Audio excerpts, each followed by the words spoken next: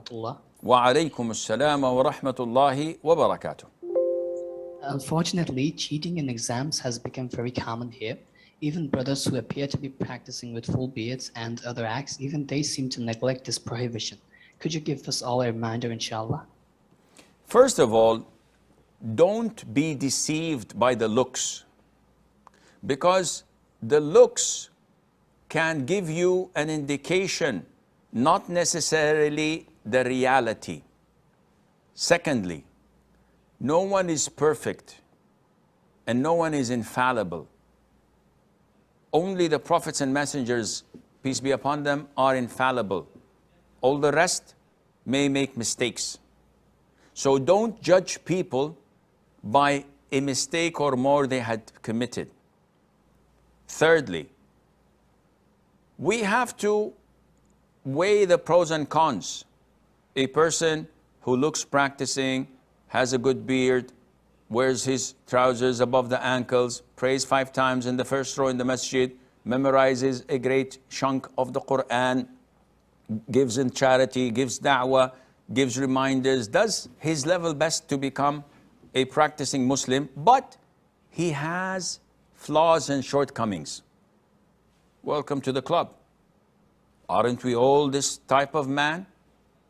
And this is why, subhanallah, when Allah Azza wa Jal mentions the name of the prophets and messengers in Surah Al-An'am, if I'm not wrong, He mentions a great deal of them. At the end he says, أُولَٰئِكَ الَّذِينَ هَدَى اللَّهُ فَبِهُدَاهُ مُقْتَدِهِ. Those, O Muhammad, whom Allah guided, so upon their guidance you should follow. The Prophet was not commanded to follow them personally, rather to follow their guidance. Why? Because their guidance is totally perfect. They themselves are humans. So there might be something that we're not requested or required to follow.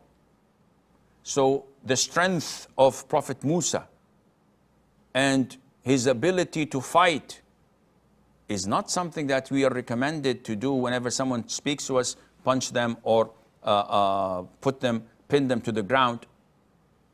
And this means that if we were to ponder and reflect upon this ayah, we will understand that if a person is an imam of a masjid,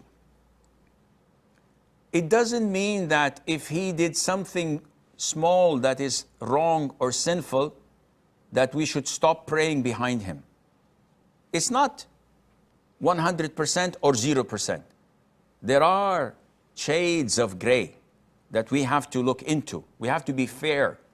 So if these students are trying their level best to practice, they stay away from free mixing with women, they lower their gaze, they try to read the Quran, but they fall weak. This is sinful. We do not endorse or condole this or take it for granted. We say this is sinful. You guys are misrepresenting the deen. You are tarnishing the reputation of Islam. But you're still good brothers. And I love you for the sake of Allah, for the good things you do. But you have to fear Allah. You have to elevate your iman to reach the stage of perfection or nearby. This is what is meant by فَبِهُدَاهُ مُقْتَدِهِ. In their guidance you should follow, not in them personally.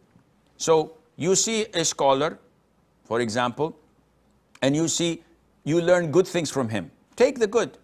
Yeah, but the sheikh, I once saw him in an inappropriate position.